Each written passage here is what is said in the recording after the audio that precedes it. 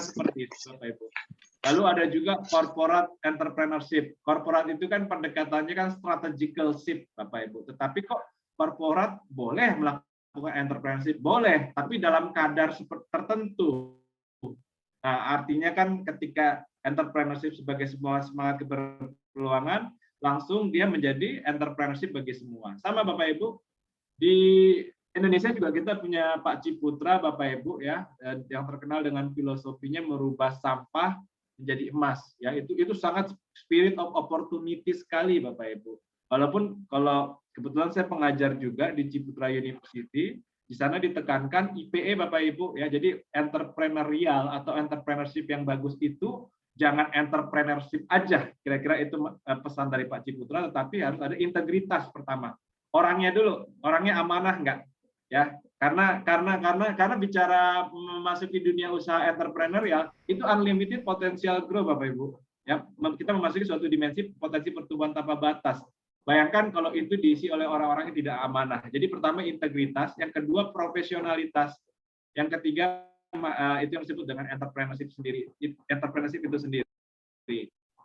Kami di Ciputra itu ya itu Bapak Ibu ya, terkenal dengan salam IPE-nya itu tadi ya. Nah Bapak Ibu, ini pandangan para ahli, para ilmuwan.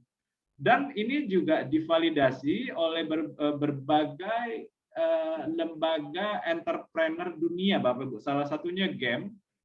GEM juga menyatakan dalam melakukan usaha, GEM mendikotomi secara tegas. Orang buka usaha itu karena dua hal ya Bapak Ibu, necessity driven dan opportunity driven ya.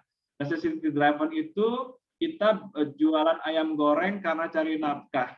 Tetapi kalau opportunity driven, kita jualan ayam goreng karena mencari peluang.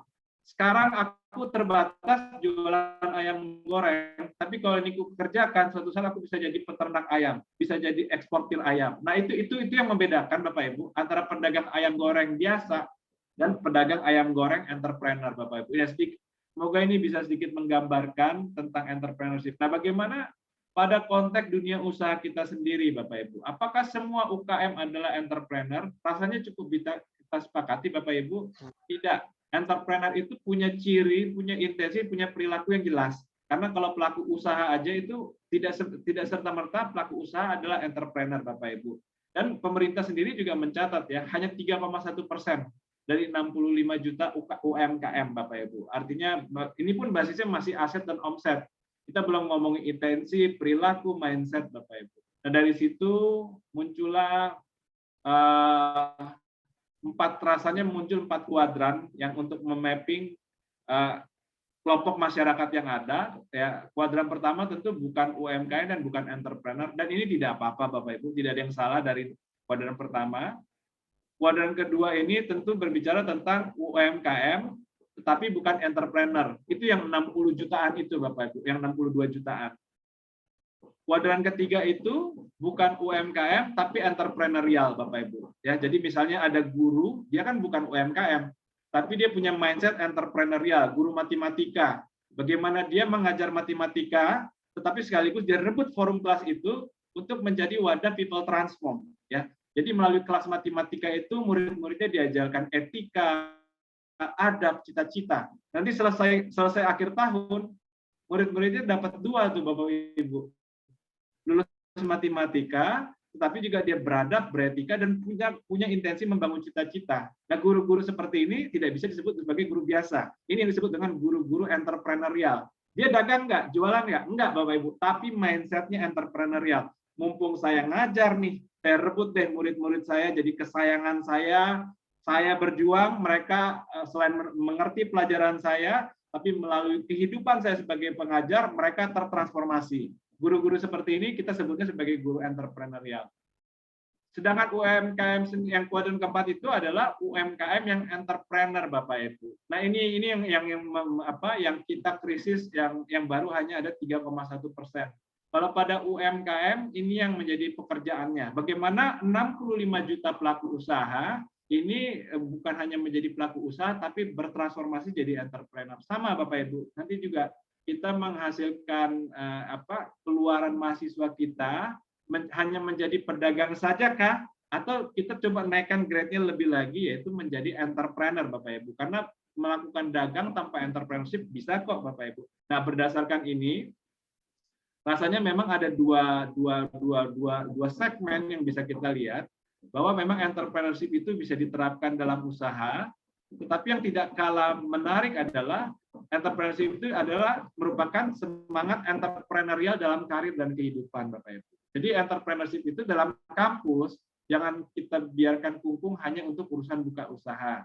Karena entrepreneurial itu bisa diterapkan saat dia jadi pelaku usaha, iya, sebagai profesional, iya, sebagai pekerja, iya, bahkan sebagai insan masyarakat yang entrepreneurial, Bapak Ibu. Nah, kira-kira di situ, Bapak Ibu. Nah, berbicara tentang orientasi pengembangan pengembangan entrepreneurship itu sendiri, Bapak Ibu,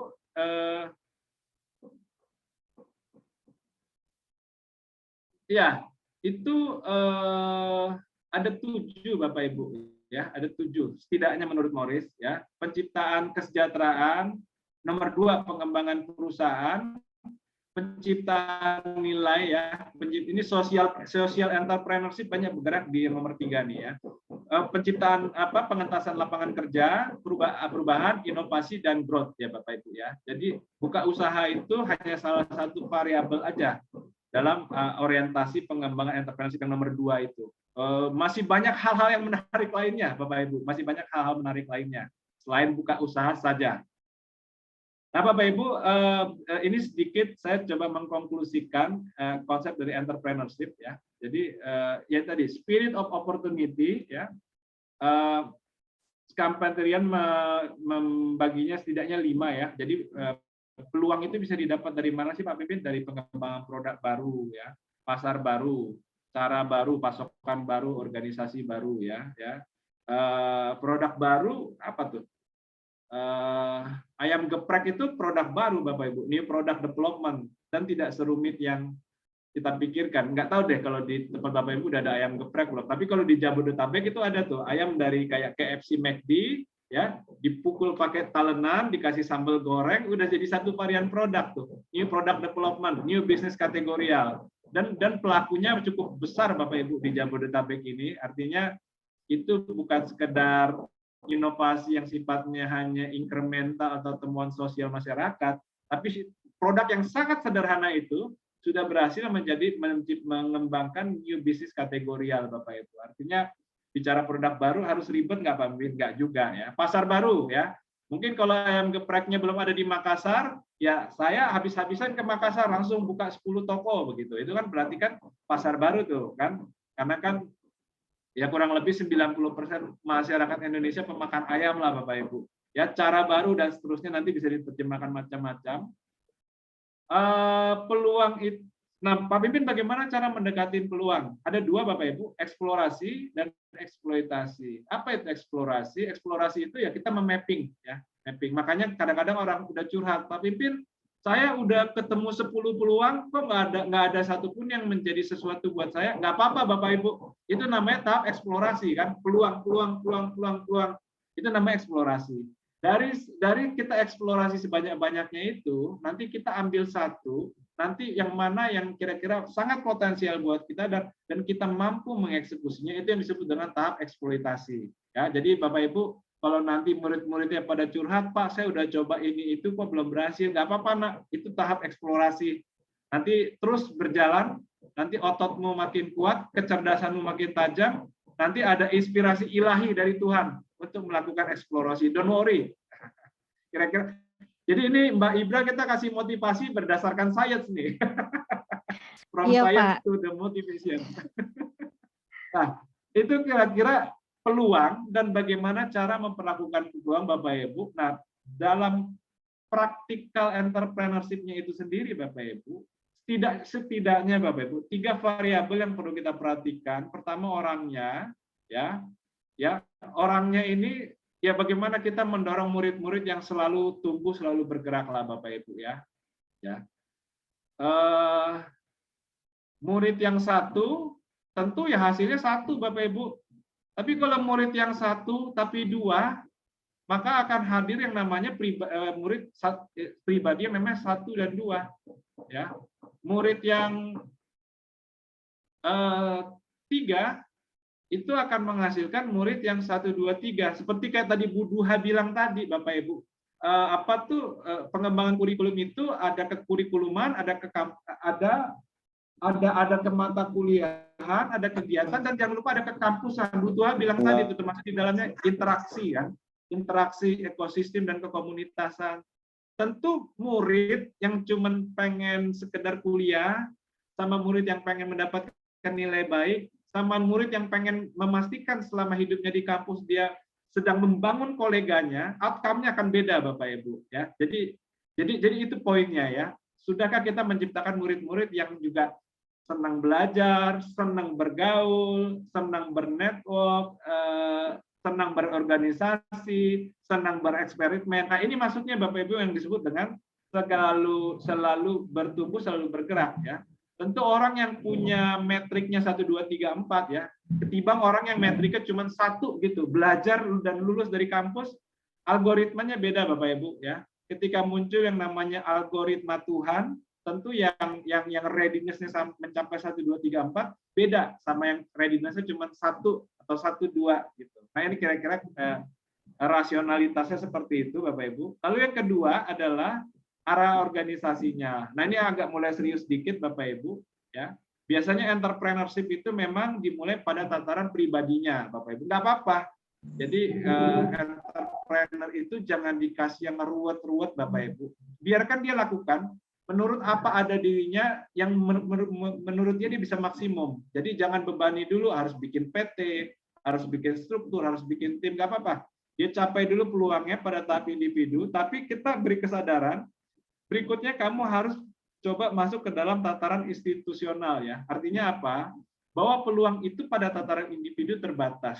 Tapi ketika peluang itu digarap pada tataran institusionalitas, itu akan jauh lebih maksimum. Artinya secara sederhana, kita kasih motivasi, nggak apa-apa kamu kecil, tapi ingat, suatu saat ketika bisnis mau jalan, kamu akan jadi korporasi raksasa loh. Artinya dia belum melakukan apapun untuk korporasi Bapak Ibu, tapi dia udah punya mindset. Oh, berarti tim, sistem, legal harus dia pikirkan ke depannya. Sekarang ya jangan dulu, kan terlalu ruwet buat dia kan. Lalu yang ketiga itu kembangkan kapabilitas dinamis Bapak Ibu. Kapabilitas dinamis ini adalah kemampuan kita beradaptasi. Mungkin awalnya kita murid-murid Bapak Ibu jual apa tuh? Jual baju olahraga ya, jual baju olahraga, cuman bisa desain dikit-dikit, dicetak gitu kan. Tak tahu diobrolin antar teman, aku punya ini nih, tahu temannya ada yang mau beli, oh laku 1, laku 2. Nah itu kan dia belum punya kemampuan digital Bapak Ibu.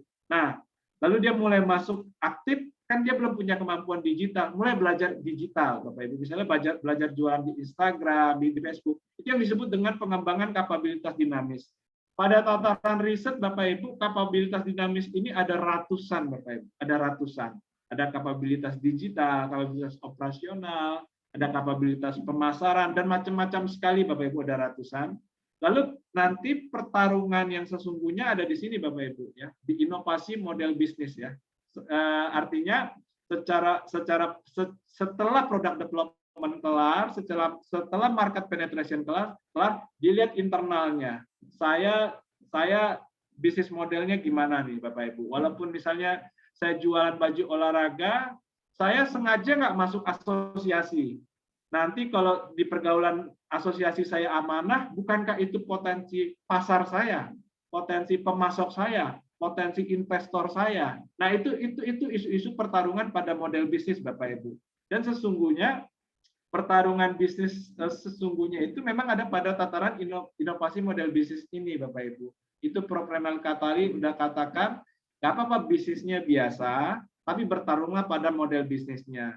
Prof. Christensen juga menyatakan, Bapak Inovasi Dunia itu menyatakan bahwa melalui inovasi model bisnis inilah disruption terjadi, Bapak Ibu. Ya, kita lihat di depan mata ada Gojek dan teman-temannya. Tetapi kalau saya sih termasuk yang tidak menganut paham disrupsi, Bapak Ibu. Kita ada 270 masyarakat Indonesia, udahlah jangan saling disrupsi ya, Bu Ibra ya.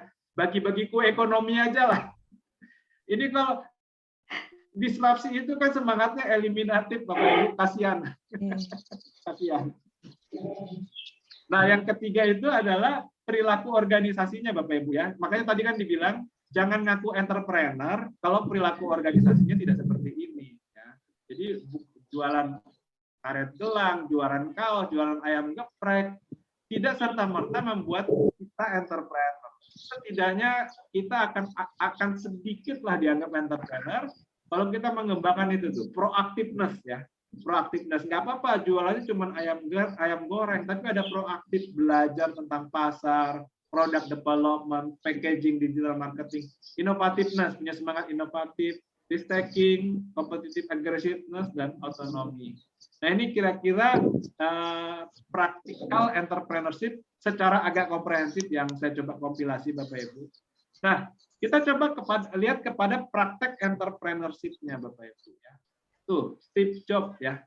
Tahun 76 kan mulainya dari garasi, tapi sekarang dia menjadi top brand dan top company. Nah, pertanyaannya kan, apakah semua perusahaan yang dari garasi pasti mencapai tahapan Steve Jobs, Bapak Ibu? Kan enggak, Bapak Ibu. Ada entrepreneurship dari seorang Steve Jobs sehingga Apple dan produk iPad dan turunannya bisa menjadi top produk, top company sekarang ini, Bapak Ibu. Karena nah ini kan pengertian yang harus kita dudukkan secara jelas, karena banyak sekali orang berpikir masuk garasi, buka usaha dan berharap seperti Steve Jobs. Nggak begitu melihatnya, nggak gitu melihatnya.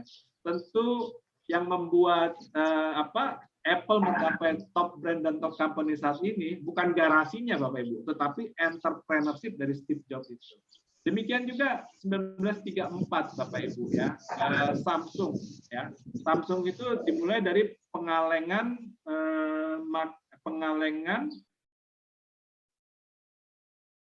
sayur Bapak Ibu, pengalengan sayur, tapi sekarang ini dia menjadi 20% kontributor untuk PDB Korea Selatan Bapak Ibu. Dia punya 6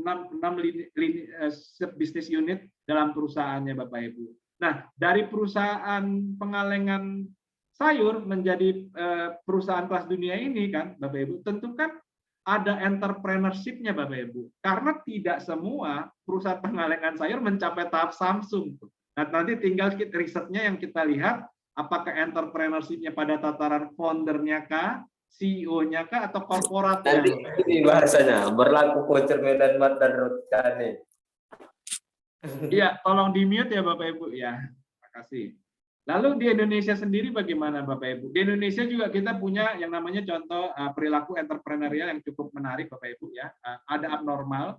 Bagaimana dari sebungkus Indomie dia bisa berhasil melahirkan sebuah kafe yang nilainya yang setahu saya 2018 itu untuk franchise-nya 5 miliar Bapak Ibu ya. Cabang dia saat itu hampir 100 ya. Jadi 5 miliar kali 100 itu hampir 5 triliun Bapak Ibu. Bayangkan 500 M Bapak Ibu. Nah, bayangkan dari sebungkus Indomie bisa bermetamorfosis menjadi sebuah bisnis yang valuasinya sekitar hampir setengah triliun itu. Tentu kan ada mindset entrepreneurial dan langkah entrepreneurial yang luar biasa. Karena biasanya yang namanya Indomie ya hanya sebatas jadi makanan rumah atau makanan abang-abang pinggir jalan, Bapak Ibu. Nah, artinya Pak Pimpin, entrepreneurship kompleks sekali enggak? Kalau berkaca dari abnormal ini enggak kompleks-kompleks amat sih Bapak Ibu. Tapi ada kejelian enggak? Ada entrepreneurial alertness-nya enggak di sana Bapak Ibu? Dan ini menjadi sangat, dalam pengertian ini pelajaran entrepreneurship menjadi sangat menggairahkan Bapak Ibu. Ketimbang sekedar kita kurung dia menjadi edukasi buka usaha saja. Ya buka usaha wajib lah ya, karena itu salah satu implementasi utama. Tapi yang paling penting itu adalah semangat keberpeluangannya Bapak Ibu. Nah, kita sekarang ngomongin tentang kurikulum Bapak Ibu ya. Tentu secara ontologi ya kita mari membuka diri, bicara tentang pengembangan edukasi entrepreneurship itu tentu setidaknya minimum itu berbicara tentang pengembangan manusia, pola pikir dan perilaku usaha Bapak Ibu ya. Kalau bisa jangan hanya stop pada salah satu variabel yang ada aja, misalnya perilaku usaha aja. Pada tataran aksiologis pun demikian Bapak Ibu. Mari kita kembangkan kurikulum ini dalam sebuah semangat ini bisa mendorong kesejahteraan pribadi loh, kesejahteraan sosial, bahkan kesejahteraan bangsa. Jadi murid-murid Bapak Ibu nanti keluar dari kampus ada rasa heroik gitu loh. Bagaimana aku jadi entrepreneur untuk menaikkan haji papa mamanya, bagaimana aku nanti jadi entrepreneur untuk menciptakan lapangan pekerjaan. Jadi baru starting, fieldnya udah hero gitu, fieldnya udah hero Bapak Ibu. Nah, itu kan menjadi modalitas energi yang luar biasa Bapak Ibu, ketimbang sekedar pertarungan sukses atau tidak sukses dagang Bapak Ibu. Entrepreneur itu biasa Bapak Ibu buka gonta-ganti bisnis, biasa Bapak Ibu buka bisnis A nggak berhasil, buka B dan seterusnya dan seterusnya. Nah ini secara epistemologis, secara kurikulum Bapak Ibu ya mengacu kepada taksonomi Bloom Bapak Ibu ya. Kita sama-sama tahu ada kognisi, afeksi dan psikomotorik di sana ya. Di kognisi tentu kita butuh mengembangkan yang namanya konsep-konsep tentang entrepreneurship itu sendiri, manajemen dan bisnis dan bahkan kalau perlu sosial Bapak Ibu ya. Jadi memang kurikulum keilmuan entrepreneurship ini mengagregasi keilmuan manajemen dan bisnis Bapak Ibu ya. Jadi segala hal yang tidak terlalu tereksplorasi pada edukasi manajemen dan bisnis di science of entrepreneurship inilah yang menggalinya lebih maksimum. Makanya kayak di manajemen dan bisnis itu kan tidak terlalu menggali tentang networking Bapak Ibu. Tetapi kalau di kurikulum entrepreneurship itu networking itu menjadi salah satu tema utama Bapak Ibu. Networking, learning, hal-hal yang sifatnya kehidupan sosial masyarakat, kehidupan sosial sang entrepreneur itu yang digali di sana. Lalu secara afeksi ya, jadi kita kembangkanlah bahwa Anda adalah generasi pencipta, agen perubahan, kontributor bangsa ya. Jadi hatinya udah besar duluan, visinya bangkit. Lalu secara psikomotorik Bapak Ibu ya praktek Bapak Ibu ya, praktek bikin produk ya, bikin event, praktek jualan ya, bikin rujak lah Bapak Ibu ya, bikin rujak misalnya itu kan tinggal potong-potong pepaya, buah-buahan lainnya kasih bumbu ya. Modalnya misalnya 5.000, ya kalau perlu jual 5.000 juga biar cepat laku. Kenapa? Karena yang mahal dari praktek itu adalah salah satu di depan mata itu loh, perasaan mendapatkan duit tuh Mbak Ibra. Ketika ada orang beli, itu perasaan dia terima duit itu nggak bisa diteorikan. Itu dia harus alami sendiri. Pengalaman pertamanya Pak ya, dapat uang. Iya.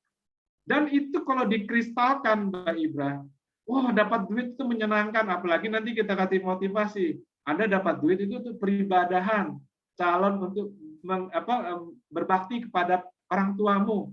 Wah itu kan akan menjadi sebuah modalitas yang besar yang saya sampaikan secara terbuka Bapak Ibu, sulit itu diteorikan. Itu karena sangat merupakan proses yang sangat mentalitas sekali.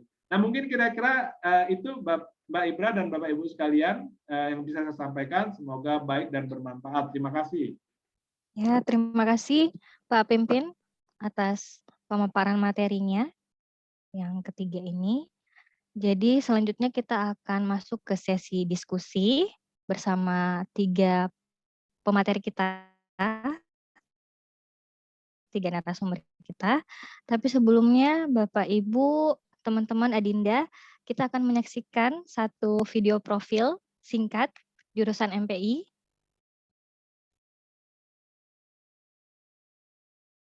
Apalagi kita sekarang ini sedang di rumah masing-masing ya, pasti banyak yang belum pernah ke jurusan Manajemen Pendidikan Islam UIN Alauddin Makassar, terutama narasumber kedua, ketiga kita belum pernah Pak Pimpin ya ke MPI. Ya Pak, insya Allah kalau sudah kondisinya memungkinkan bisa ke Makassar Pak. Siap, bisa. Ya. Mari kita menyaksikan terlebih dahulu video singkat profil MPI Fakultas Tarbiyah dan Keguruan UIN Alauddin Makassar. Selamat menyaksikan. Selamat datang di Universitas Islam Negeri Alauddin Makassar, salah satu universitas terfavorit yang ada di Indonesia Timur. Memiliki 8 fakultas yang terbagi dalam 2 kampus, yaitu Kampus 1 dan Kampus 2. Salah satunya adalah Fakultas Tarbiyah dan Keguruan. Fakultas Tarbiyah dan Keguruan memiliki 9 jurusan. Salah satunya adalah jurusan Manajemen Pendidikan Islam. Pendidikan tinggi seperti di bidang tata usaha. Jurusan ini sesungguhnya merupakan program studi yang sangat prestisius dan prospektif dalam konteks pengembangan dan peningkatan mutu manajemen lembaga-lembaga pendidikan Islam yang lulusannya mendapatkan gelar SPD. Jurusan Manajemen Pendidikan Islam berdiri pada tahun 1999 pada tanggal 25 Maret yang sebelumnya bernama Kependidikan Islam yang berdiri pada tahun 1994. Jurusan ini merupakan program S1 di Fakultas Tarbiyah yang nomor SK pendirian program studi MPI atau KI yaitu Keputusan Dirjen Pendidikan Islam nomor DJ 1/197/2009 tentang penyesuaian nomenklatur program studi PD UIN Alauddin Makassar tahun 2009. Jurusan Manajemen Pendidikan Islam berhasil mendapatkan akreditasi A berdasarkan keputusan Badan Akreditasi Nasional Perguruan Tinggi nomor 924 Surat Keputusan Badan Akreditasi Nasional Perguruan Tinggi Akreditasi S/4/2019. Visi dari jurusan Manajemen Pendidikan Islam adalah wadah pengembangan dan pembinaan tenaga kependidikan Islam yang profesional, unggul, dan berdaya saing tinggi yang berbasis peradaban Islam tahun 2025.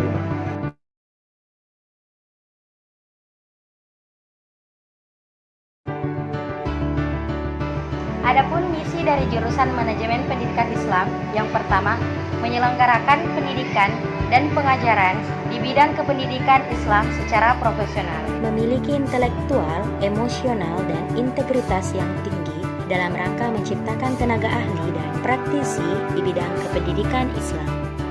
Kedua, mengembangkan penelitian yang inovatif, kreatif, dan profesional di bidang kependidikan Islam. Nah, yang ketiga, menyelenggarakan pengabdian pada masyarakat di bidang kependidikan Islam. Kegiatan perkuliahan manajemen pendidikan Islam sangat strategis dan minimalis. Lokasi jurusan MP ini beralamat di Jalan Sultan Alauddin nomor 36 Samata, Kabupaten Goa, Kampus 2. Jurusan MPI memiliki 4 ruang kelas perkuliahan, 1 ruang dosen dan ruang jurusan. Guna memenuhi fungsi visi jurusan MPI, maka jurusan ini didukung dengan tenaga pengajar yang handal dalam bidangnya. Dari tahun 1999 sampai sekarang jumlah peminatnya terus meningkat. Guna menunjang administrasi MPI direkrut beberapa staf, yaitu ada di bagian staf akademik, operator CAK, dan staf administrasi. Mahasiswa MPI juga mendapatkan program-program beasiswa yang ditawarkan oleh BU, BRI, BCA, BI, PPPA, Bidik Misi, dan Super Smart.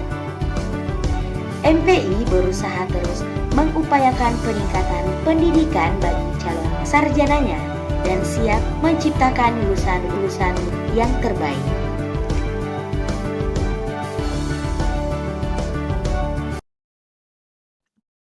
Oke, demikian profil video singkat dari jurusan Manajemen Pendidikan Islam Fakultas Tarbiyah dan Keguruan UIN Alauddin Makassar. Kita lanjut ke sesi diskusi. Diskusi kita. Jadi sudah ada 3 narasumber yang siap, ya, Pak Pimpin, Bu Duha, Pak Sainal. Sudah ada beberapa juga peserta yang raise hand. Ya mungkin kita masuk ke 3 pertanyaan dulu, Pak narasumber, Ibu narasumber. kemudian nanti bisa dijawab oleh para narasumber. Mungkin kita mulai dari yang raise hand dulu ya. Pak Bobi dari UPI Padang ya? Ya, Bu. Ya, Assalamualaikum warahmatullahi silakan, Pak. wabarakatuh. Waalaikumsalam warahmatullahi wabarakatuh. Saya Bobi Dalvensia, saya dari UPI PTK Padang dari jurusan bimbingan konseling semester 6. Saya ingin bertanya ke 3 pemateri sekaligus. Yang pertama dari Ibu Siti. Yang pertama tadi Ibu mengatakan bahwasannya ada di situ jumlah total SKS dari kampus mengajar itu segitu ya Bu ya. Nah 20 SKS tadi. Nah bagaimana sih Bu seorang mahasiswa itu jaminannya dengan 20 SKS itu bisa nggak kayak dengan 20 SKS tersebut jaminannya tuh setelah kita selesai dari kampus mengajar apa yang harus kita lakukan untuk selanjutnya lagi. Itu dari pertanyaan Ibu Siti. Yang kedua dari Pak Pimpin. Pak Pimpin ya, silakan. Untuk Pak Pimpin tentang mengenai entrepreneurship. Nah, di sini saya ingin bertanya kepada Pak Pimpin, bagaimana sih menurut Bapak, apakah dari entrepreneur tersebut berjalan dengan baik di Indonesia ini atau tidak, serta bagaimana kebijakan pemerintah terhadap entrepreneurship yang ada saat ini. Itu yang untuk Pak Pimpin. Yang ketiga dari Pak Zainal mengenai tentang yang tantangan tadi, yaitu saya ingin bertanya bagaimana strategi dan jalan solusi yang terbaik untuk bisa menyelesaikan problem-problem tentang seperti tentang kampus mengajar ini dari segi dari segi keseluruhan secara umum gitu Pak. Mungkin hanya itu. Sekian, terima kasih. Assalamualaikum warahmatullahi wabarakatuh. Waalaikumsalam warahmatullahi wabarakatuh. Terima kasih pertanyaannya. Pak Bobi dari UPI Padang, bagaimana para narasumber, apa mau langsung dijawab atau kita kumpulkan dulu pertanyaan? Dikumpul barangkali dulu, Debra, biar lebih efektif waktunya. Siap, Bu. Oke, selanjutnya yang raise hand lagi ada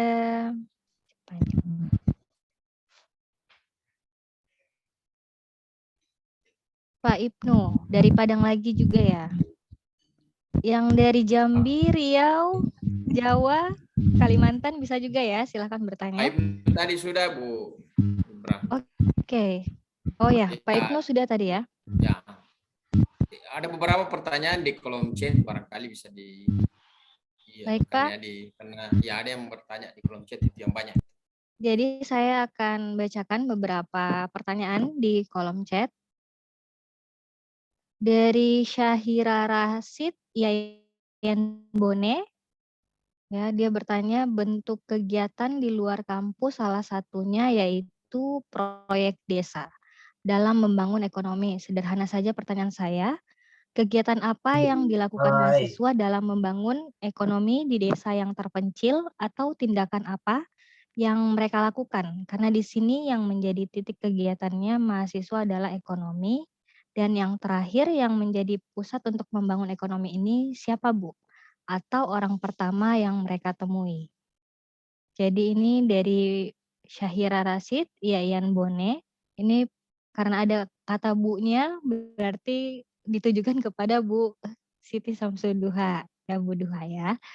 Kemudian selanjutnya ada pertanyaan juga untuk Pak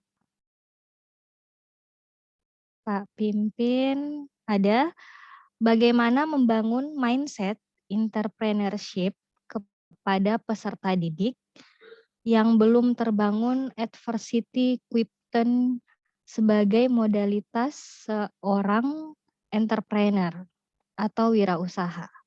Mindsetnya Pak yang ditanyakan. dari Ibu Isti BDKM. Kemudian pertanyaan selanjutnya untuk Pak Zainal dari Junaidi IAIN Salatiga.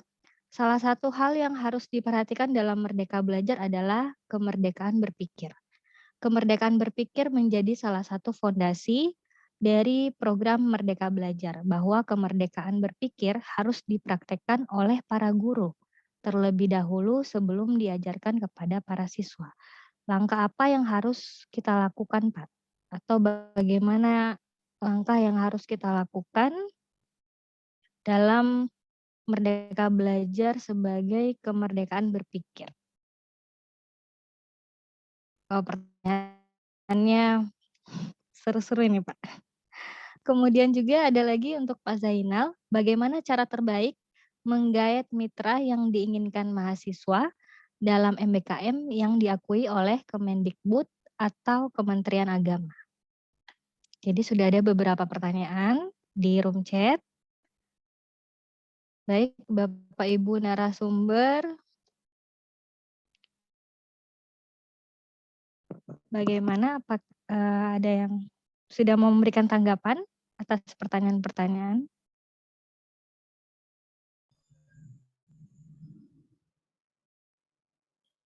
Ya, siapa dulu nih? Dulu. Ayo, siapa? Silahkan, Bapak Ibu narasumber. Ya, kita sebenarnya terserah Bu Ibra saja yang menunjuk sebenarnya. Baik. Bagaimana? Mulai dari Pak Pinpin dulu. Silakan, Pak. Boleh. Harusnya Bu Duha dulu nih. Tuan rumah di belakang. Siap Ibu. Ya, Bu Ibra, Bapak Ibu sekalian ya. Jadi Pak Bobi ya, bagaimana perkembangan entrepreneurship di Indonesia ya. Secara umum masih terbatas sih Pak Bobi ya. Secara umum masih terbatas ya, karena angka-angka dari Kementerian Koperasi sendiri baru mencatatkan 3,1%. Dan itu variabelnya juga baru aset dan omset tuh. Ya, sedangkan kalau kita lihat pada dunia sainsnya sendiri itu kan ada indikatornya kan. Tadi tuh yang innovativeness, risk taking, competitive aggressiveness, otonomi ya, ada 5, setidaknya 5 lah. Ya kalau mau kita sederhanakan, jangan ngaku entrepreneur kalau itu tidak ada di dalam dirinya. Nah, jadi dalam konteks itu sebenarnya problemnya cukup besar Pak Bobi. Tapi itu kan tadilah itu secara literatur lah ya. Pada prakteknya juga banyak juga tuh kan. Sebetulnya saya aktif di HIPMI Pak Bobi. Saya aktif di Himpunan Pengusaha Muda Indonesia tuh kan, yang mantan ketuanya itu ada Pak Bahlil yang jadi Menteri BKPM sekarang, Pak Sandiaga Uno ya. Ada 4 senior kita sekarang jadi menterinya Pak Jokowi. Saya aktif di sana. Jadi memang di sana saya sendiri menyaksikan sih para pengusaha itu memang tidak tahu teori entrepreneurship, tapi mereka melakukannya. Nah, tugas kita nih secara akademisi kan, setelah kita tahu dari dunia teori, setelah kita tahu dari dunia observasi, ini nanti yang kita turunkan ke lapangan kan. Jadi kalau Pak Bobi tanya bagaimana kondisinya masih terbatas Pak Bobi, berdasarkan tadi kan behavior-nya. Sudahkah teman-teman pelaku usaha melakukan setidaknya 5 behavior ini? Ya kalau mau diperas tadi Pak Bobi, semangat berpeluangan. Itu secara umum seperti itu. Tapi memang ada faktor global ya, secara indikator global kita cukup masuk 5 besar pengembangan entrepreneurship Asia Pasifik, Pak. Kita termasuk 5 besar yang cukup terdepan. Artinya dalam konteks paralelisme dengan kampus, ini emang eranya lagi muncul, Pak. Momentumnya lagi muncul. Tapi sekali lagi Pak Bobi dan teman-teman, catatan saya, mari ya, jangan stop pengembangan kurikulum edukasi entrepreneurship itu hanya urusan buka bisnis aja. Karena tanpa jadi entrepreneur pun kita bisa buka bisnis. Mendingan kita cetak manusianya jadi entrepreneurial, implementasinya terserah. Bisa ke bisnis, ke profesi, termasuk saat dia jadi karyawan yang entrepreneurial. Nah, kira-kira itu potret pengembangannya. Kalau mau disederhanakan, solusinya gimana Pak Pimpin? Ini agak menjadi apa ya, learning curve yang utuh ya Pak Bobi ya. Setidaknya mungkin mappingnya 4 lah. Pertama entrepreneurship, ya udah jalan misalnya usaha gitu kan Pak Bobi, jalan dulu lah apa yang kamu bisa. Lalu yang kedua profesionalship Pak, profesionalship. Tadinya kita bikin ayam geprek, packagingnya masih asal-asalan, tapi mulai perbaiki. Ada semangat citra di sana, ada semangat layanan di sana. Lalu setelah entrepreneurship-nya tereksekusi, profesionalship-nya agak tereksekusi, baru yang ketiga managerialship Pak. Semangat ketertata kelolaan, ya udah mulai berpikir tentang stok, udah mulai berpikir tentang arus cash keuangan kalau mau dikaitkan dengan keuangan. Baru yang terakhir memang strategical shift. Strategical shift ini memang udah pelajaran manajemen tingkat tinggi Pak. Tapi kalau Bapak mau tanya, Pak Pimpin siklus utuhnya gimana sih? Yaitu Pak, entrepreneurship, semangat keberpeluangan, profesionalship, semangat untuk tampil profesional, managerialship, semangat untuk mengelola. Entrepreneur itu nggak mampu ngelola Pak Bobi. Yang penting dia tangkap dulu peluangnya, dia nyemplung dulu, ya learning curve-nya dibangun. Lalu yang terakhir strategic-nya, usahaku mau dibawa kemana nih? Kapan ngundang investor? Kapan diversifikasi dan seterusnya? Nah, itu kira-kira overview-nya Pak Bobi. Lalu yang kedua ya Bu Ibra ya tentang mindset ya, bagaimana mengembangkan mindset entrepreneurship ya. Pendekatannya macam-macam Bapak Ibu ya. Ada mungkin pakai dikotomi fixed mindset, growth mindset bisa. Nih adik-adik kalau pikiran Anda adik-adik tetap nih cuma begini doang loh. Tapi beneran nih manusia emang cuma begini doang. Ada yang namanya opsi lain, namanya growth mindset gitu kan. Itu bisa pendekatan-pendekatan seperti itu. Tapi kalau mau disederhanakan, kalau kembali ke filosofinya entrepreneurship, semangat keberpeluangan. Nah itu tinggal tadi ya itu tadi kan. Semangat keberpeluangan ini tentu akan memotivasi mereka yang mau berproses untuk kreatif ya. Tinggal nanti diarahkan aja agar tidak jadi negatif ya. Apalagi kalau MPI kan semangatnya kan spiritualitasnya pasti bagus lah. Justru ini spiritualitas dengan semangat keberpeluangan, wah luar biasa Bapak Ibu ya. Jadi pertama mindsetnya semangat keberpeluangan itu dulu dikunci, semangat keberpeluangan. Nanti turunnya kan bisa macam-macam kan. Bisa pertama misalnya bahwa setiap persoalan pasti ada solusi. Segala sesuatu bisa jadi lebih baik, segala sesuatu bisa jadi optimal. Nah, nanti kan bisa atribusinya turunannya ke macam-macam. Tapi kalau ditanya mindset utama entrepreneurship itu apa? Semangat keberpeluangan. Ini semangat keberpeluangan inilah yang secara sangat khas yang membedakan insan entrepreneur dan bukan entrepreneur. Nah, kira-kira gitu, Mbak Ibra. Jadi entrepreneur ini bukan cuma dilakukan ya, tapi harus dari awal dari mindsetnya dulu, Pak ya. Ya, bahwa kita bisa jadi apapun kok yang kita impikan dan kita doakan dan kita kerjakan. Betul. Baik, ada lagi narasumber yang mau menjawab Pak Zainal? Bagaimana Pak? Oke, baik. Bismillahirrahmanirrahim, saya jawab ya Mbak Ibra ya. Ada minimal ada 3 pertanyaan tentang yang ditujukan ke saya. Pertama Pak Hendri terkait tentang menggait mitra ya. Kalau pengalaman dari kemarin, mitra itu diundang ke kampus oleh lembaga pendidikan Muslim. Jadi LPM membuat undangan kepada mitra-mitra dan banyak sekali yang hadir baik dari perguruan tinggi negeri, swasta, bahkan dari perguruan tinggi non-Muslim juga hadir. Kampus-kampus Kristen juga hadir, Hindu atau Buddha ya itu juga hadir. Artinya di dalam mitra itu harus juga melibatkan perguruan tinggi atau LPM atau juga fakultas karena nanti terkait tentang bagaimana bentuk kerjasamanya itu dan bagaimana bentuk penganggaran biayanya ya. Jadi apakah itu ketika misalnya kita kerjasama dengan lembaga-lembaga. Kalau di MPI itu ada namanya lembaga kita baru mengembangkan kurikulum filantropi ya. Jadi bagaimana juga nanti di tempat lembaga-lembaga filantropi yang mereka juga punya program-program pendidikan seperti Lazis Muhammadiyah, Lazis NU, ada Nurul Hayat dan seterusnya itu.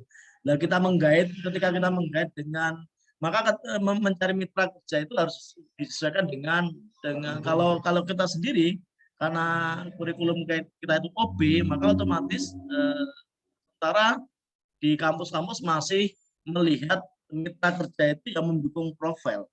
Mitra kerja itu yang mendukung profil dari mahasiswa kita ya.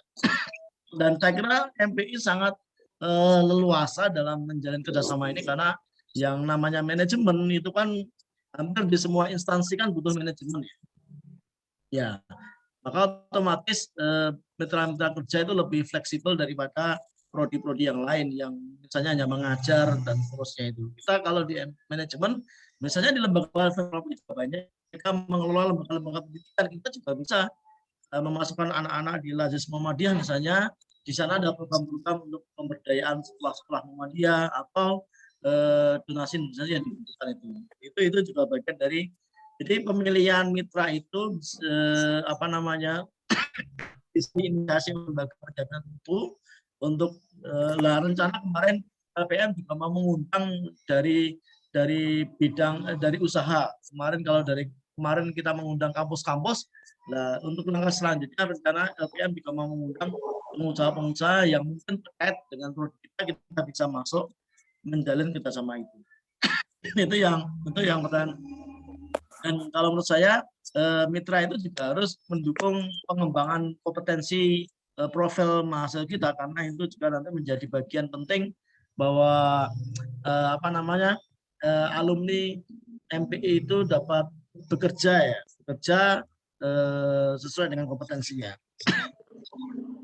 Kemudian Pak Junaidi dengan kemerdekaan berpikir ya. Jadi Merdeka Belajar ini sebetulnya sudah banyak diterapkan ya di pesantren dulu para kiai itu belajar di beberapa pesantren ya.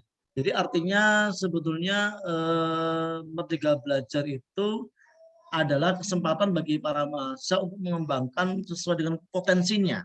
Beberapa masukan dari para alumni itu bahwa pembelajaran di kampus itu diperbanyak dengan observasi, dengan magang, field study dan seterusnya itu ya. Sehingga yang diharapkan dari Merdeka Belajar itu masa bisa mengembangkan potensi dari sesuai skill atau yang diharapkan ke depan itu seperti apa. Jadi sebetulnya ada beberapa tema yang kita ingin kembangkan di kampus itu. Salah satunya tadi sebenarnya sangat menarik dari Pak Ipin tadi ya.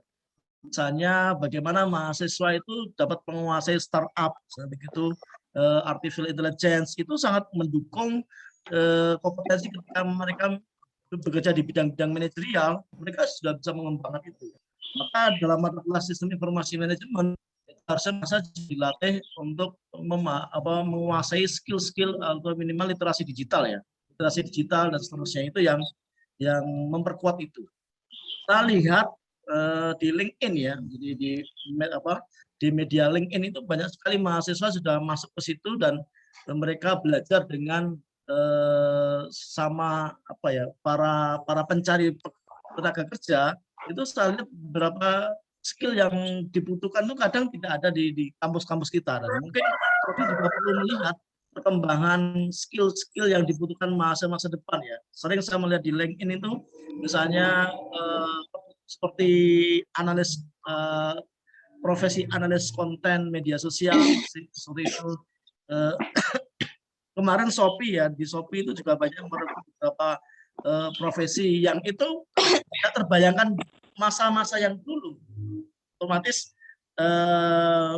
maka Prodi juga perlu mengembangkan itu. Ada beberapa tema yang dikembangkan di Jogja itu seperti startup dan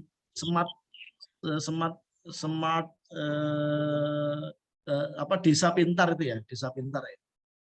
Apalagi beberapa dosen punya laboratorium misalnya ada dosen punya pesantren yang pesantren itu tidak hanya mengajarkan agama saja tapi juga kemarin salah satunya Mbak Yeni Wahid itu ya di Jogja itu dia mendirikan pesantren pesantren artifisial yang mengajarkan tentang IT pemrograman khusus perempuan.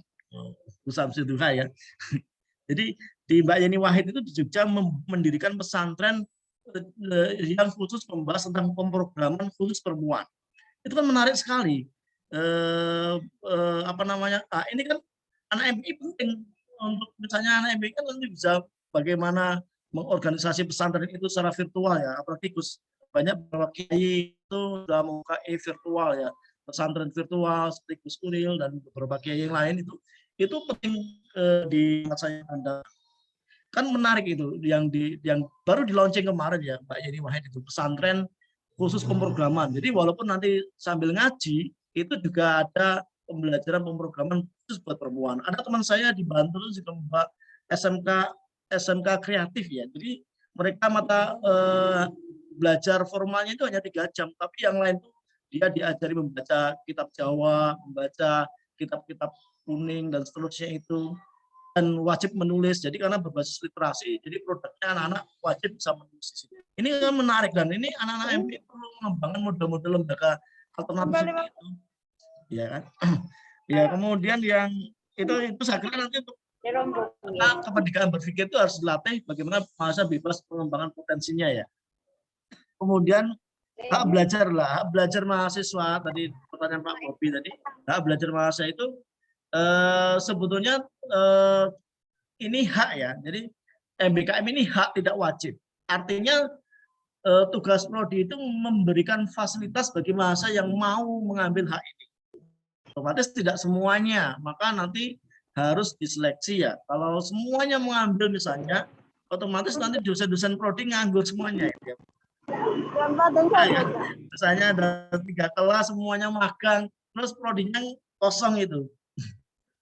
Maka otomatis hak di sini diberikan bagi para mahasiswa yang memenuhi persyaratan dan juga ya nanti bisa diatur di dalam pedoman akademik itu siapa saja yang bisa mengambil hak itu. Misalnya dari segi IPK atau dari segi apa, karena kalau semuanya itu akan juga berpengaruh di prodi juga. Maka otomatis hak ini tugas prodi itu adalah memfasilitasi hak itu. Kalau saya melihat pengalaman dari beberapa PTN itu yang penting ini jalan dulu ya, yang bisa dijalankan yang jalan dulu, karena di Kementerian Agama sendiri tidak ada anggaran untuk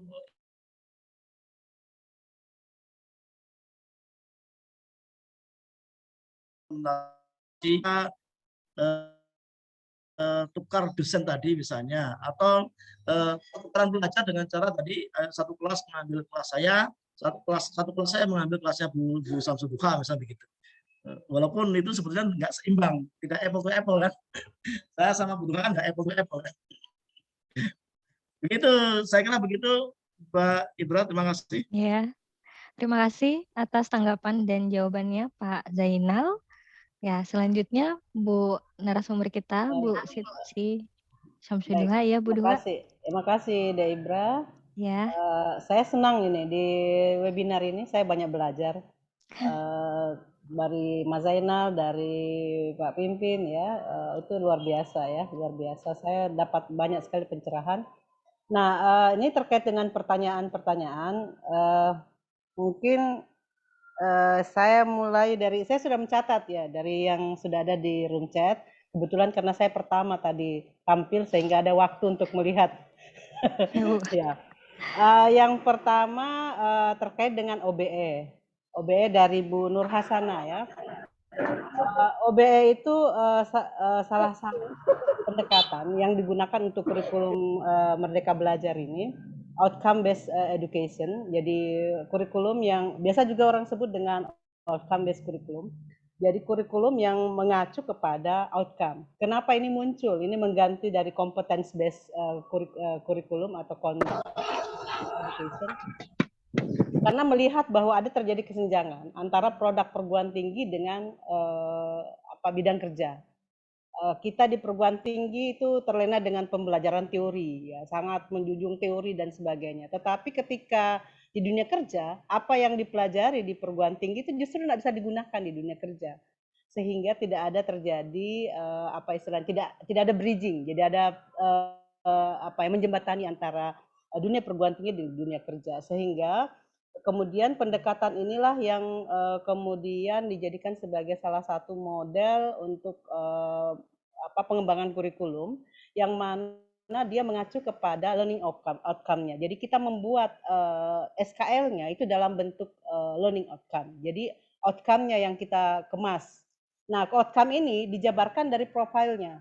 Jadi sebelum membuat learning outcome-nya, LO-nya, CPL namanya di pedoman, itu kita harus lihat dulu apa profil yang kita harapkan dari program studi kita, kemudian dijabarkan menjadi CPL. CPL-nya itu sudah menyesuaikan dengan tadi deskripsi tentang profil yang dari program studi. Nah, CPL ini tidak hanya berhenti di sini, tetapi CPL inilah yang menjadi payung untuk semua kegiatan-kegiatan yang ada di perguruan tinggi itu. Termasuk bagaimana menjabarkan CPL itu ke dalam mata kuliah. Bagaimana menjabarkan CPL itu ke dalam proses pembelajaran. Bagaimana menjabarkan CPL tersebut ke dalam penilaian, mengukur pencapaian CPL itu dalam bentuk penilaian. Jadi itu ada apa istilahnya, kalau penjabaran dari CPL tersebut itu harus kelihatan. Nah, kalau kita lihat bahwa salah satu cara untuk bisa menjembatani dari CPL tadi, jangan sampai misalnya ya CPL-nya A, tapi kemudian model pembelajarannya masih tetap seperti yang lama. Nah, itu kan menjadi tidak nyambung. Jadi CPL ini kemudian diturunkan menjadi CPMK, capaian pembelajaran mata kuliah.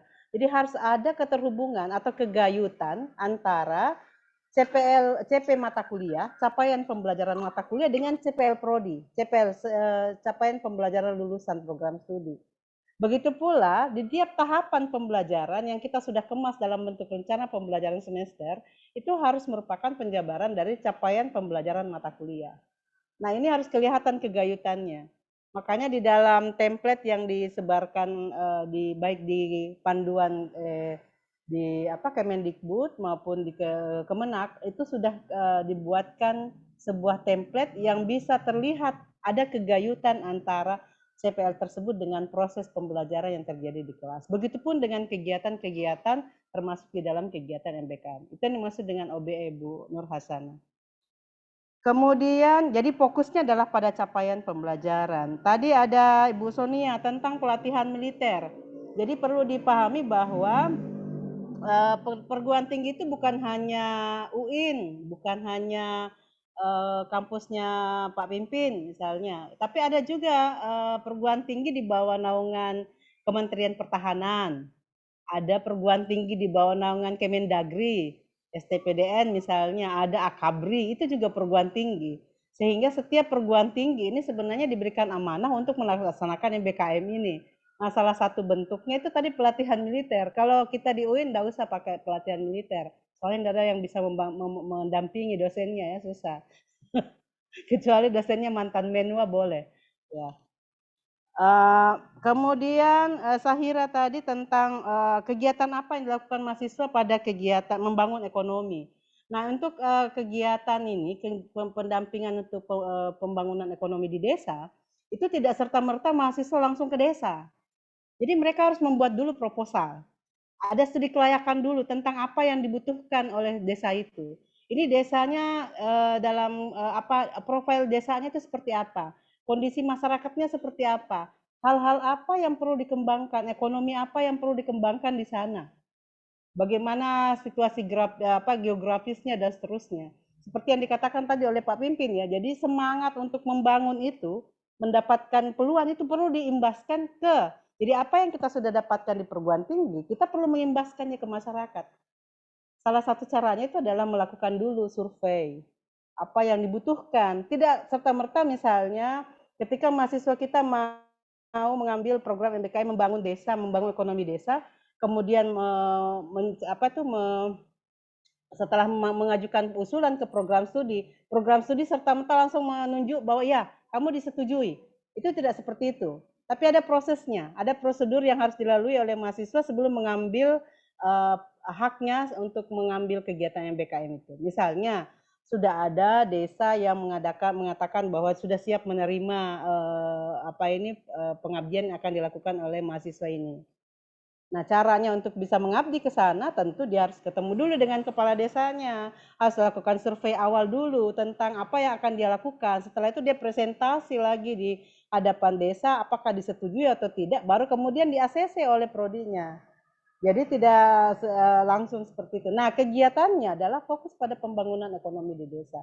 Nah, kalau dia menggunakan waktunya selama 1 semester itu bisa dihargai dengan 20 SKS. Tetapi tidak semuanya, jadi dia harus memperkecil mungkin ruang lingkup pengabdiannya tidak. Jadi ada satu hal yang mungkin menjadi fokusnya, itu yang dia akan lakukan di desa itu untuk pengembangan itu. Jadi tidak semua aspek di desa itu yang kemudian dia laksanakan. Jadi dia akan memilih satu fokus yang disepakati dengan pemerintah desa untuk kemudian dia melakukan pendampingan di sana. Jadi boleh sifatnya advokasi, boleh sifatnya ikut mungkin ada produk yang dihasilkan oleh mahasiswa yang kemudian mau diimbaskan, mau ke desa, itu bisa dilakukan di sana. Kemudian tadi ada pertanyaan juga terkait dengan yang 20 SKS sudah dijelaskan oleh Mas Zainal. Jadi bukan hanya 20 SKS itu saja ya. Jadi tetap mata kuliah wajib tetap dia jalankan, tetapi ada pemenuhan hak. Ini hak ya. Tadi sudah dijelaskan oleh Mas Zainal. Jadi boleh diambil, boleh tidak. Kalau misalnya, nah, jadi kalau begitu nanti transkrip nilainya beda-beda dong. Iya. Beda-beda sesuai dengan paket yang dikeluarkan oleh program studi. Jadi kalau anak mahasiswa yang mengambil haknya untuk pilih kegiatan yang sudah disiapkan oleh program studi, misalnya mengambil pertukaran pelajar, tentu beda dengan yang anak-anak yang mengambil reguler. Transkrip nilainya yang keluar nanti dibarengi dengan SKPI, surat keterangan pendamping ijazah tentang kompetensi tambahan yang dia miliki, itu akan berbeda dengan mahasiswa yang mengambil prodi. Nah, inilah yang digunakan nanti ketika dia masuk ke dunia kerja. Jadi apa yang tertera di dalam transkripnya itu orang bisa membaca bahwa oh ini mahasiswa ini sudah melalui sebuah pengalaman belajar yang seperti ini dan seterusnya. Nah, kemudian terkait dengan tadi bagaimana cara ini ada tadi sudah sangat semangat ini ya melakukan penyesuaian kurikulum. Dari mana tadi ini? Dari Salatiga ya. Mau bagaimana ya, Salatiga atau yang dari mana tadi ya? Mau melakukan perombakan kurikulum, minta saran gimana Bu kalau saya mau melakukan perombakan. Sebenarnya Pak Henry ya, Henry Saleh, jadi sebenarnya yang disarankan bukan melakukan perombakan, jadi bukan restrukturisasi, tapi adakan namanya alignment, jadi penyesuaian. Kurikulum yang ada sekarang kalau memang masih relevan dengan kebutuhan itu bisa tetap dilaksanakan, tetapi ada penyesuaian terkait dengan jumlah SKS-nya, karena kita ada batasan tentang jumlah SKS.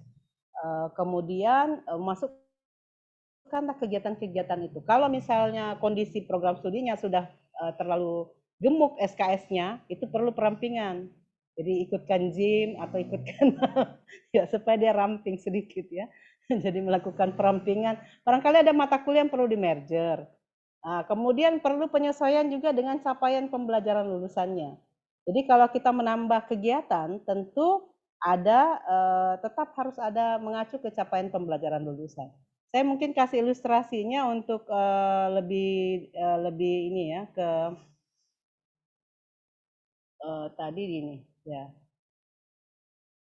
Seperti ini ya. Jadi kalau kondisinya kita ini tunggu. Ini sudah terlihat belum? Iya Bu, sudah jelas. Pak Henry ya. Jadi kalau misalnya Pak Henry sekarang kan statusnya ada di sini.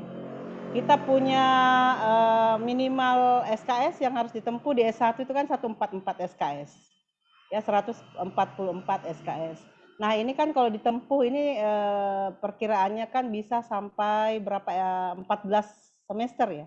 Maksimal 7 tahun. Maksimal 7 tahun.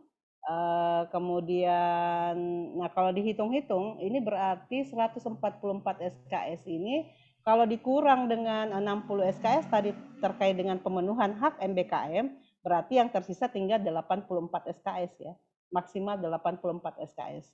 Berarti kalau kita mau melakukan penyesuaian, kita harus berada di sini. 84 SKS itu yang wajib diikuti oleh semua mahasiswa reguler. Kalau dia memang mengambil haknya yang 60 SKS. Tapi kalau misalnya dia tidak mengambil haknya tetap 144. Jadi seperti itu polanya. Jadi tetapi ini kan 20 SKS ini jumlah maksimal. Ya, jumlah maksimal.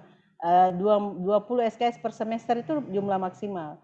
Jadi bisa sebenarnya kita menyesuaikan dengan menggunakan berapa banyak waktu yang akan dihabiskan sesuai dengan kesepakatan dengan mitra. Berapa banyak waktu yang dibutuhkan oleh mahasiswa ketika dia berada di misalnya magang ya, di tempat kerja untuk mendapatkan kompetensi yang diharapkan. Nah, itulah yang kemudian dibuatkan ekuivalensi terkait dengan SKS-nya. Dengan perhitungan tadi jumlah beban SKS dengan jumlah waktu yang digunakan. Jadi cara menghitungnya seperti itu, berapa kira-kira jumlah SKS-nya. Nah, seperti ini Pak Henry. Jadi, tapi kalau misalnya prodinya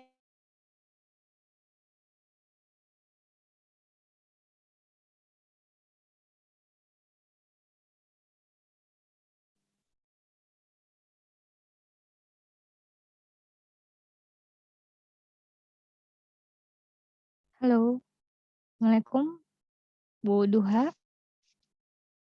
apa? Suaranya terputus, Bu.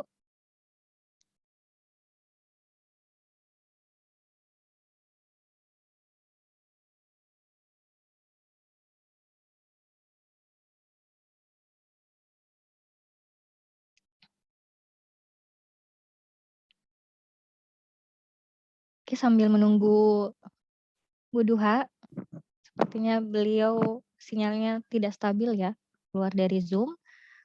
Dari tadi Pak Ketua Jurusan Manajemen Pendidikan ini raise hand terus. Ya, Pak pimpinan saya.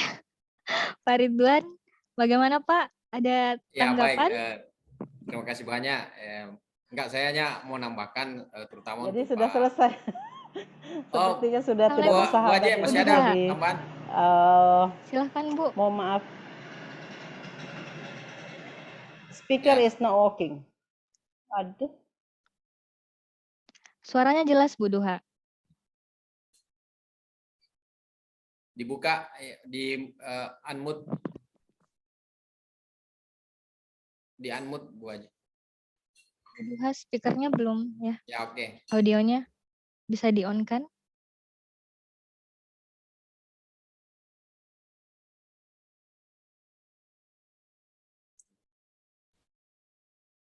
Masih ada tambahan Bu? Masih off suaranya Bu Duha. Iya, masih di unmute, Bu Duha. Masih ada tambahan? Kayaknya speakernya deh, Bu Duha nggak dengar kita. Ya. Oh iya. Oke, masih ada Gimana, Bu Duha, masih Bu? ada? Ibu Duha? Kayaknya bermasalah tuh. Kayaknya agak. Oke. Bisa dilanjut baik. Pak Ridwan? Saya tambahkan ya, Pak. Ya.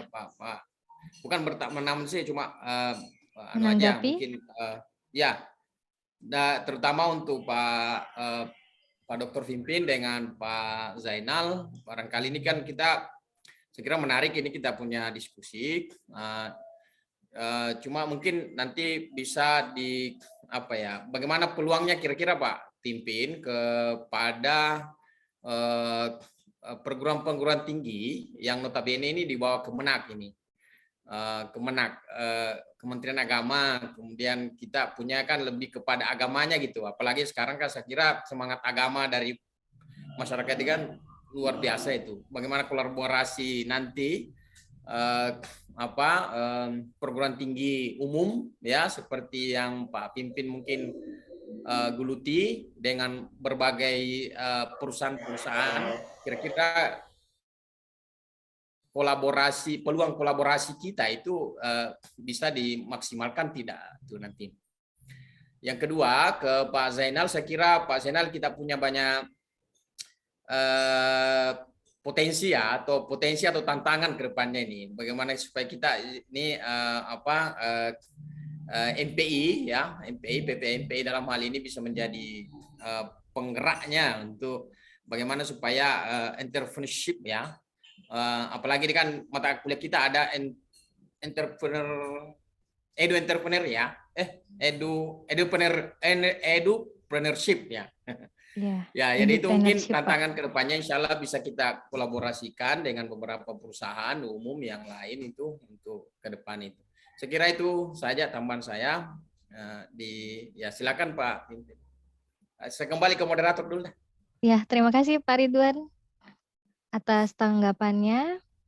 Ya, jadi sebenarnya kalau mau dilanjutkan sesi diskusi bisa ya 2 hari 2 malam Pak Pinpin. Siap ya Pak? Tapi karena waktu Saya kita tidak siap. udah siap ya. Jadi nanti di lain waktu insya Allah kita bisa ketemu lagi bergabung dalam webinar selanjutnya insya Allah. Terima kasih untuk para pemateri kita, 3 narasumber kita yang luar biasa. Kita berikan aplaus dulu. Bisa pakai stiker aplausnya. Terima kasih. Pak, Ibu Ibra, tidak ada tanggapan nggak tadi pernyataan saya tadi ke Pak Pimpin ya? Enggak ya?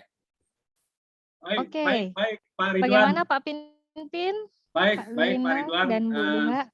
Ya, saya terima kasih untuk orientasi yang disampaikan. Nanti kita cicat lebih jauh lagi Pak, pakai WA Pak.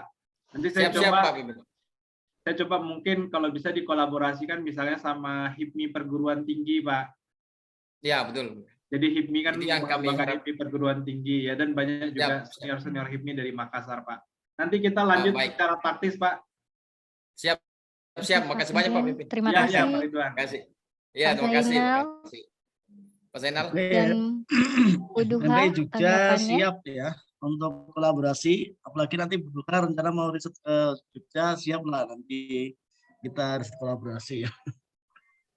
Artinya kita untuk BKM ini kita bisa lakukan apa yang kita yang bisa lakukan saja. Jadi karena tadi pedoman dan seterusnya itu masih belum, jadi kita yang penting ada kolaborasi. Itu ya Bu Duha ya. Betul. Jadi siap berkolaborasi Pak ya. Pak Pimpin dan juga Pak Zainal. Bu Duha sebagai penutup, Bu Duha dan Pak Pimpin juga Pak Zainal bisa memberikan 1 kalimat penutup. Satu kalimat ya? Mau paragraf juga boleh. Kalau mau paragraf silakan. Ya, saya kira materi ini sangat baik ya untuk khususnya mahasiswa MPI. Tahu akan kurikulumnya, bahwa tidak mudah prodi itu mengemas kurikulum, kemudian manfaatkan yang sudah dibuat, jalin kolaborasi dengan baik, kemudian saya terus terang kalau sama UIN Jogja itu sudah seperti saudara ya, sudah sering saya di sana jadi reviewer jurnalnya, meskipun sering ngadat, sering saya telat-telat mereview karena terlalu banyak. Kemudian tadi mahasiswa MPI itu salah satu dari tugas pokok kepala sekolah itu adalah kewirausahaan. Nah, tadi itu apa yang disampaikan Pak Pimpin itu sangat berharga ya. Bahwa kepala sekolah ini selama ini kan banyak menyalahartikan tugas pokok kewirausahaan itu hanya dengan membuka kantin gitu, membuka usaha dan sebagainya. Sebenarnya bukan itu yang diharapkan, tapi semangat entrepreneurship-nya yang harusnya, nilai-nilai entrepreneurship-nya itu yang harusnya ditanamkan, termasuk di dalam perkuliahan kita ya. Saya kira itu sangat berarti dan itu pembelajaran lesson learn hari ini untuk saya, dan semoga mahasiswa semua juga bisa mendapatkan pembelajaran ini dari narasumber yang lain. Terima kasih. Mohon maaf mungkin tidak maksimal. Ini sebenarnya hanya garis hanya kulit-kulitnya saya. Kepada Pak Zainal Arifin ada kalimat penutup. Jadi singkat saja bahwa saatnya kita berkolaborasi, tidak berkompetisi. Iya. Itu coba Ibrahim. Oke, berkolaborasi Pak ya. Siap. Tidak berkompetisi, tidak bersaing. Jadi eranya untuk berkolaborasi ya. Kompetitif yang kolaboratif. Nah, ditambahkan sama Bu Duha nih. Jadi kompetitif yang kolaboratif. Oke.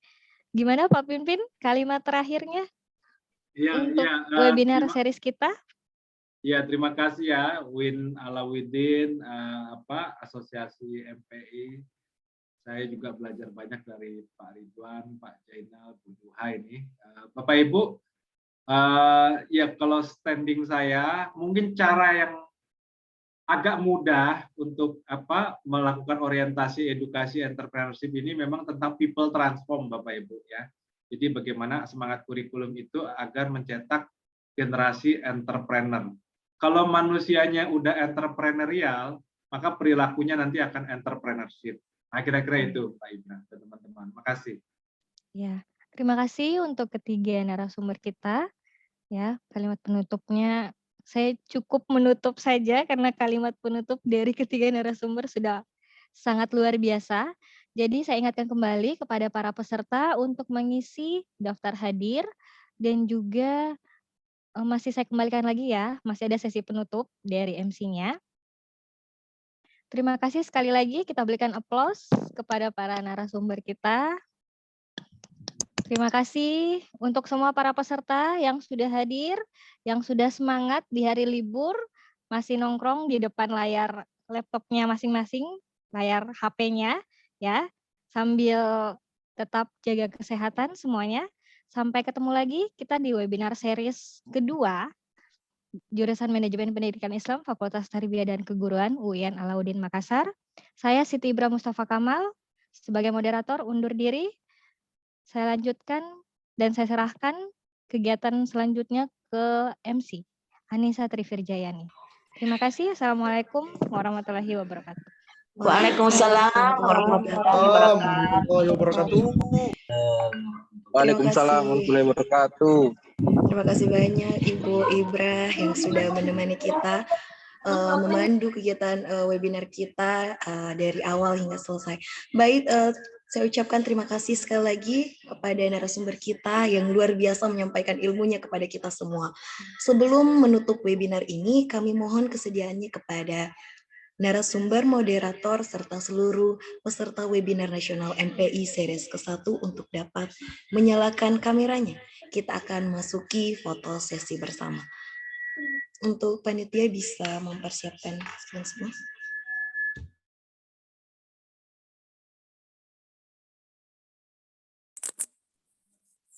Oke, baik. Mohon untuk partisipansi yang lain bisa mengaktifkan kameranya.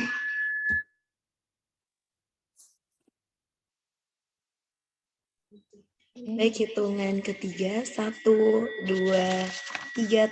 Harap ditahan senyum yang manisnya, Pak, Bu. Baik, sekali lagi.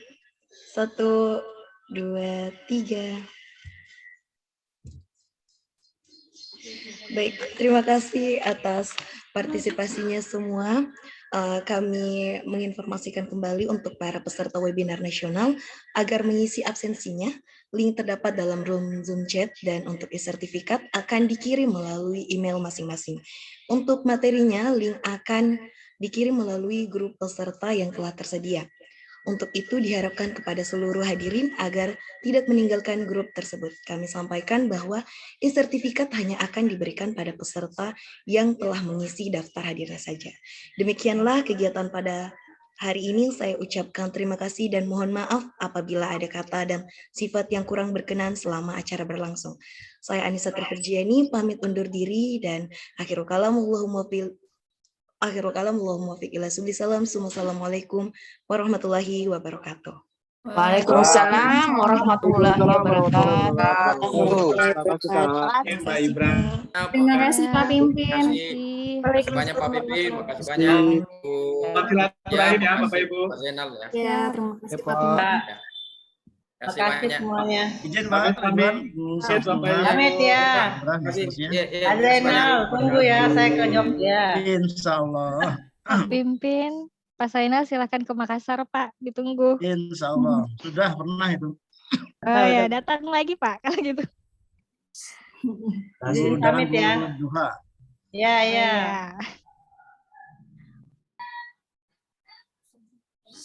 Ya.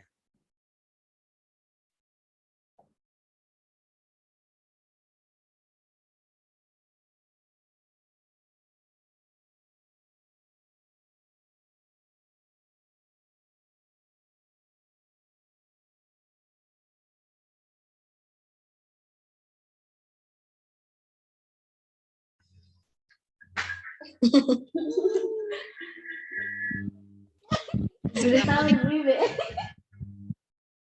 Ibu Dr. Mardia. Assalamualaikum.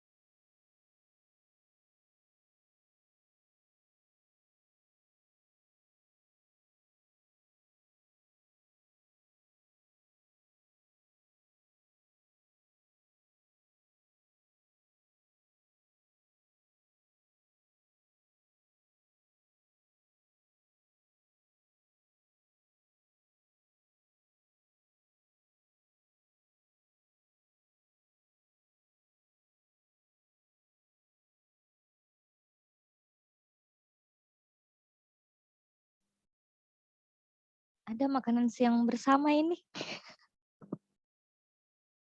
Di mana Ibu? Di mana tuh Bu konsumsinya Bu? Segera Bu, segera. Lapar.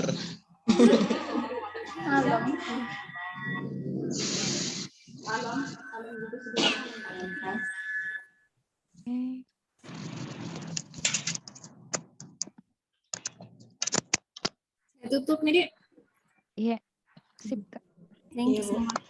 Ya, thank you. Terima kasih.